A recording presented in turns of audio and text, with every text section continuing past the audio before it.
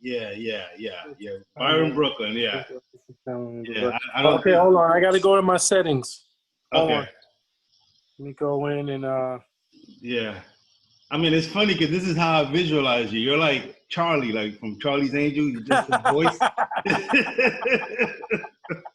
Yeah, you're funny. This doesn't surprise me that it's just. Welcome, angels. Exactly. I always tell people that he sees everything. He's Charlie, man. Just. But I think this time they want to see you, my good brother. They want to see you, man. They want to see you. Oh, okay. Okay. Okay, where are you? Okay. You see me Boom! now? Hey! Hold on. I'll be right back. All right, do your thing. Hey, guys, we have Mr. Byron in the house. Woo! We call this in the business, we call it a big fish. Oh, man.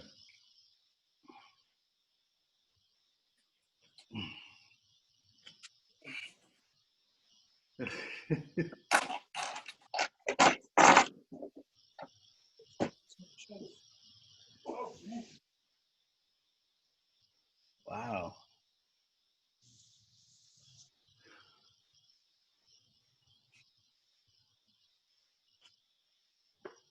Yeah, so let's play music then. Let's play music.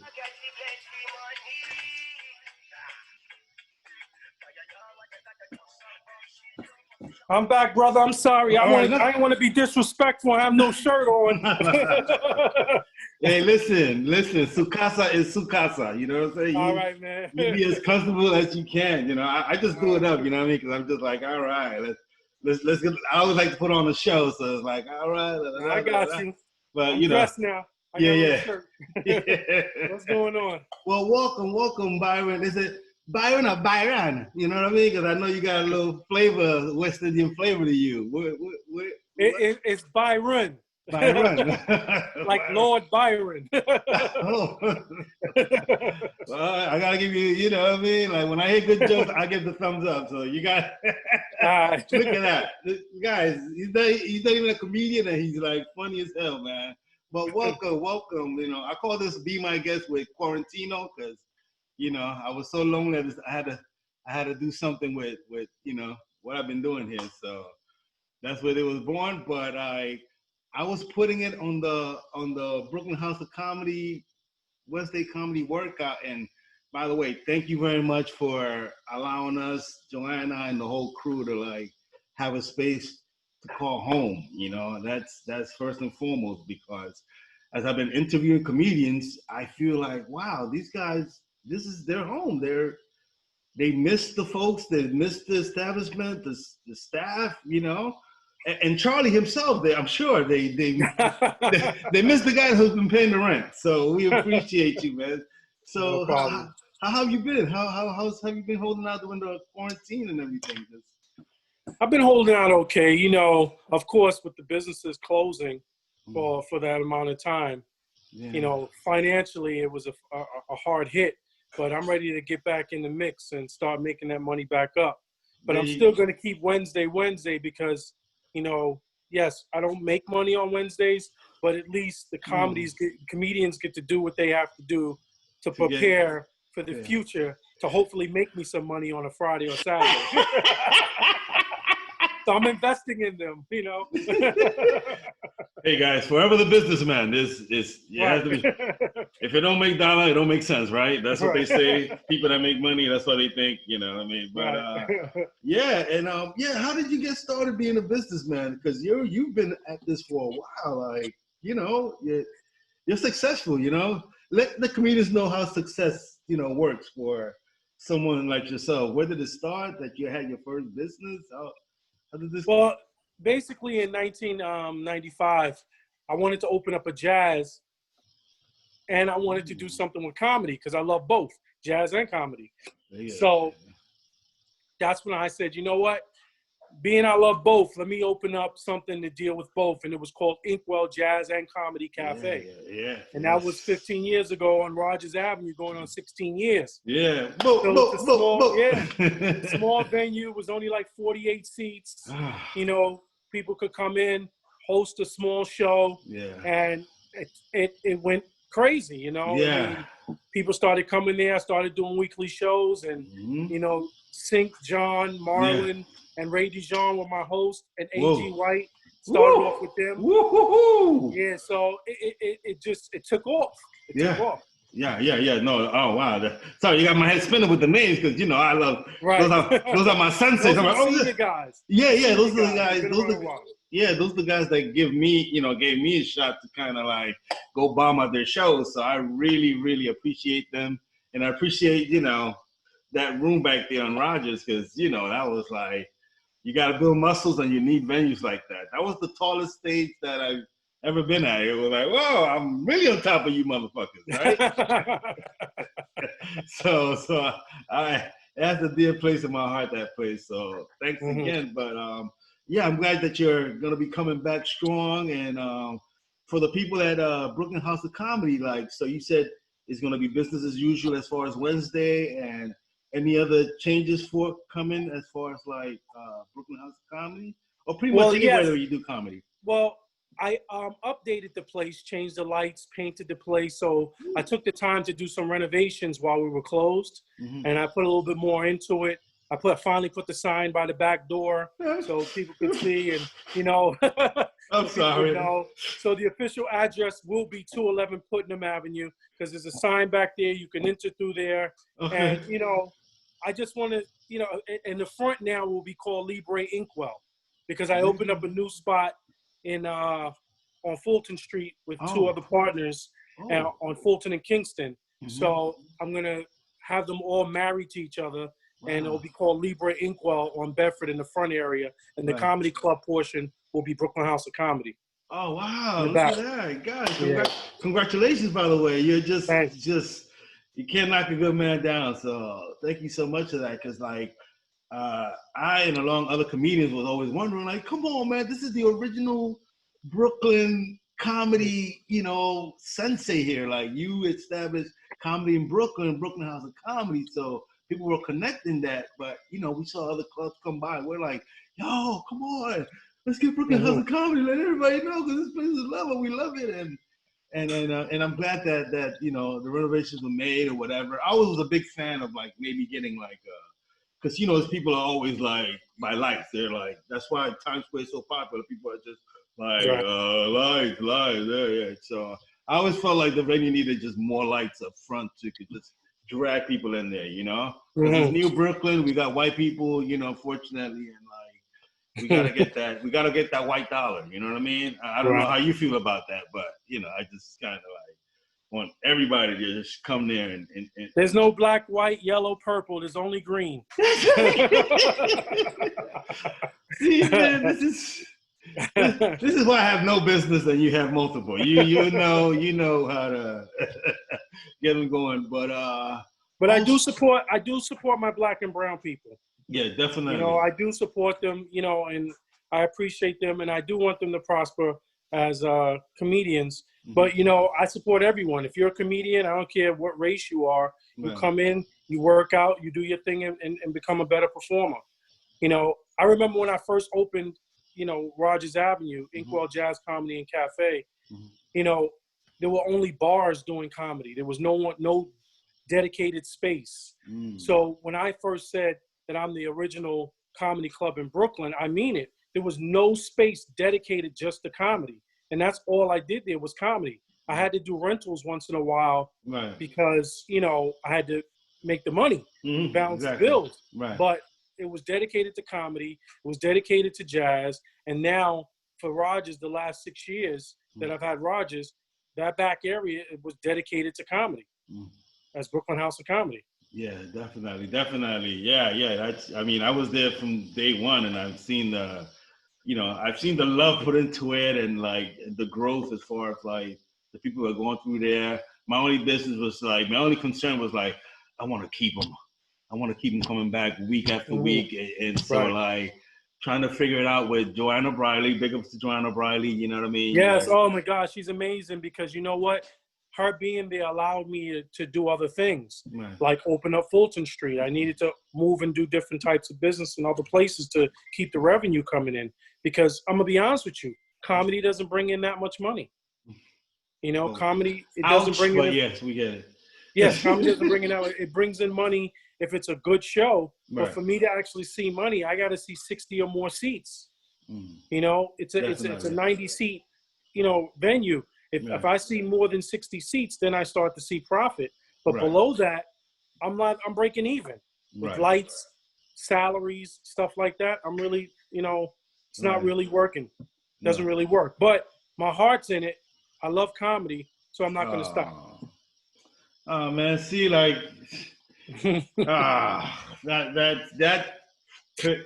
cuts through everything. So that pretty much just sums it up who you are and like what is about the movement been for like the past going on 16 years and like it's just thank you for loving the art and loving us. Is it because deep down you always wanted to be a comedian, or is it like what made you kind of like love comedy so much that you know put money into it like you have been for so many years? I love to laugh. I do. I love to laugh. I love to laugh, and I love to see other people laugh.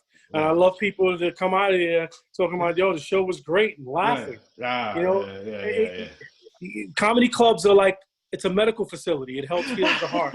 It is. You can have a bad day, walk into a comedy club and leave there smiling, and all your stressors are gone.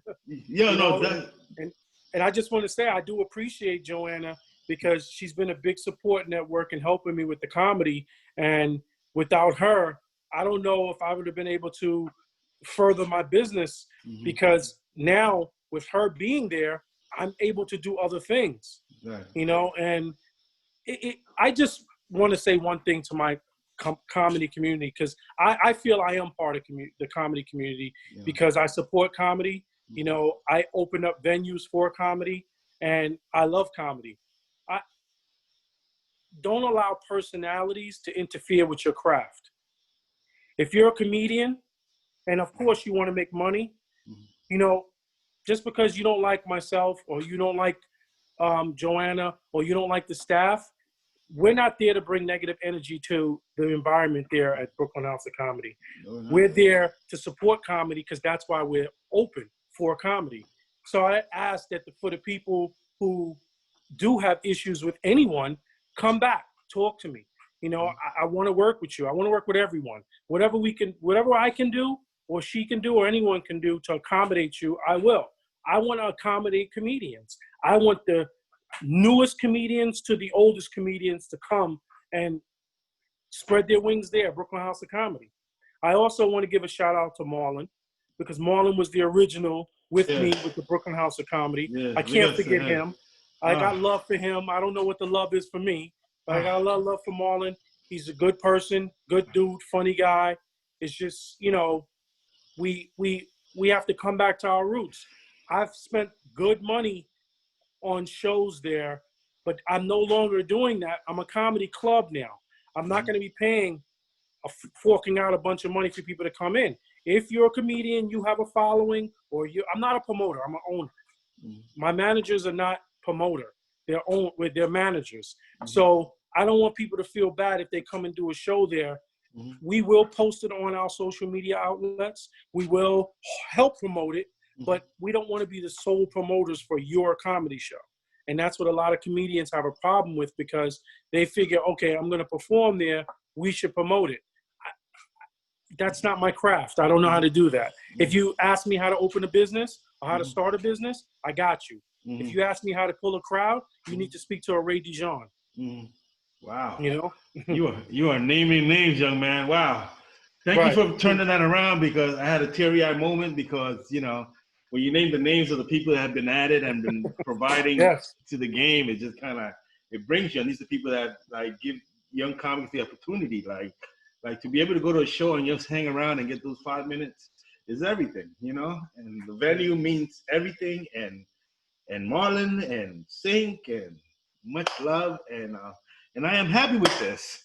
And don't forget John Laster. John Laster. He was one of my people too. We was packing it out. In 1995, we were packing shows out. Oh, wow. Big up to John Laster. I was with him yesterday. We went 2005. out to... Sorry, not 1995. I was like, damn. Yeah. I thought it was a case. I thought it was a case of black don't crack. I'm like, damn, that nigga look good. Damn. Right. 2005. Definitely. But yeah, thank you so much. I think all is clear, or as far as like, you know, the business that I was coming at you with and whatever. I'm like, I'm gonna get this guy. He ain't getting away with it. You know what I mean? Yeah, I'm gonna represent. I'm gonna let him know that this is how we feel about the club and everything. But yeah. Right. But I put a post up that kind of like, I guess, broke them up. They're like, hey, he's a huge fan of comedy, you know, check the resume. And I guess they checked the resume and then they inboxed me with any kind of like juicy anything. So your record is good amongst comedians or good about other businesses. So we really, really appreciate you, man. I hope you have a great Father's Day. And like, please promote anything that you need to promote yourself or anything that you want to say. I'm done. I'm happy. Right. Hopefully in July, mid-July, we're going to be reopening. We're looking towards the second week to reopen Brooklyn House of Comedy. There's going to be some changes in the back due to social distancing guidelines.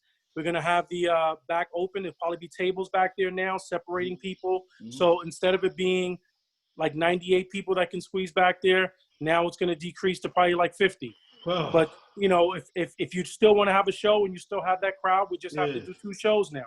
It's just for safety reasons. We're going to have, you know, everything that's needed. If you need a mask, if you need gloves, if you need hand sanitizer, we will have it there for you. We just need you to know we're not going to promote more than 50 people in the back now. Even though it can hold 100, we don't want more than 50 people. We want to keep it safe. If you have a group that you want to bring in, you have to make reservations now. You know, if you're going to bring 5 to 10 people and you want to sit together, you got to let us know so we can create that area. But I do want to safety first with everyone. I don't want anyone to get sick there. We are going to have a thermometer at the door when you walk in. It's going to take your temperature. So, you know, if your temperature is a certain level, we may not let you in. Wow. Okay. So, you know, I'm big on safety. Also, if you're not busy, stop by Libre Gardens, Fulton Street, 1499 Fulton Street, excuse me. It's right off the corner of Kingston. It's a new spot, huge backyard. The backyard holds seated about 40 people. So we are going to start doing comedy shows outside. You know, that's what my plan is this summer. Hopefully August we can do comedy shows outside where we have an outside venue where people can perform on a stage in the elements. Wow. All right. This has been a mind-blowing experience, sir. Congratulations to you. And wow, comedians, we win. All right? We win. Thank you for putting in so much work in the name of comedy and also jazz, but just in the name of the arts. That's you're to be commended. And just run for office, man. You're gonna be hot in these streets. You know what I mean? As long as the comedians back me, I'll win. They definitely will, man. This is a can't go wronger. You know what I mean? Yeah. And happy Father's Day. And did I miss anything? Yeah. One question. You know, because I know you're very business minded. You know, and I think I thought of one thing. What about as far as like prices, prices for drinks or whatever, being that the venue holds less people, is it going to be a situation where the prices have to like kind of go up just to kind of compensate, you know, the rent for the venue and everything that comes with it? Or how does it work exactly? I'm going to try to keep everything the same. I'm not going to increase the prices or anything. You know, everything's going to remain the same. And the drinks are $12, they're going to stay $12. I'm not going to, if bottom shelf drink is $9, it's going to stay $9. Bottle of beer is $6, $7, it's going to stay $6 or $7. I'm not going to increase anything. I'm going to try to leave everything the way it is. If I do have to increase the prices, I will notify everyone way ahead of time. Right. Boom. There you have it, ladies and gentlemen. You heard it from the horse's mouth. Is that the same? Yeah. Don't mean to call you a horse because you're not. That's okay. But also, yeah, you're a big. You have a lot of fans. You know what I mean? Like I put up a picture of you or whatever, and I'm like, this guy's a cute guy. So I was like, let me do it up. I gotta hang in there with him. I'm like, shit, I gotta. You know what I mean? I know who Byron is. I know. You know what I mean? So, well, thank you for being so real with us and giving us the 411 and everything that's coming up. And yeah, congratulations and everything. And enjoy the family today. All right, appreciate it. Thank you. Enjoy. Happy Father's Day. Happy Father's Day to everyone. Thank you. All right, take care, man. Have a great day, brother. Take it easy, brother. Brooklyn House of Comedy.